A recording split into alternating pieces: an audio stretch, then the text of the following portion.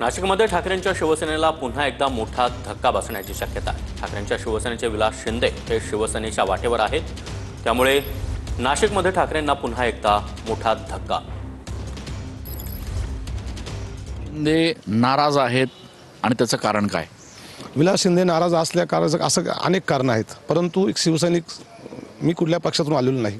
माझा राजकीय जन्म हा शिवसेनेत झालेला आहे आणि 95 साली शाखा प्रमुखापासून तर आजपर्यंत जर आपण बघितलं तर मला गटनेता होतो महापालिकेमध्ये, परंतु गटनेता ते 4 नगरसेवक निवडून आलो होतो। खरंच त्यावेळेस मी विरोधी पक्षनेता होणं अपेक्षित होतं, कारण आपण बघितलं तर 4 नगरसेवक निवडणारा एकमेव आमचा नाशिक शहरातला प्रभाग आहे। त्याच्यानंतर विधानसभेला ज्यावेळेस उमेदवारी मागितली किंवा काय तर त्यावेळेस सुद्धा कधी उमेदवारी मला विधानसभेची मिळालेली नाही।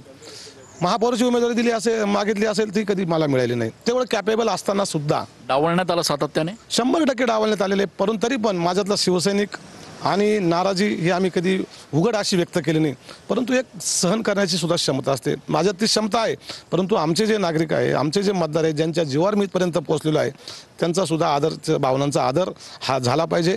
आणि त्यामुळे काल ज्या काही भावना झालेल्या आहेत त्याच्याबद्दल आज आमची परत एक बैठक आहे। त्या बैठकीमध्ये आता सगळ्यांचं परत ऐकून घेणार आहे कोणाचं काय म्हणणे, कारण त्यांच्यामुळे मी इथे, तर त्यांचं ऐकणं माझा हा 100% पहिलं त्यांचं कर्तव्य, माझं त्यांचं ऐकणं। एकनाथ शिंदे यांच्या शिवसेनेत आपण प्रवेश करता आहात, आपल्यासोबत नेमके किती अजून ठाकरे गटाचे लोक आहेत, नगरसेवक आहेत?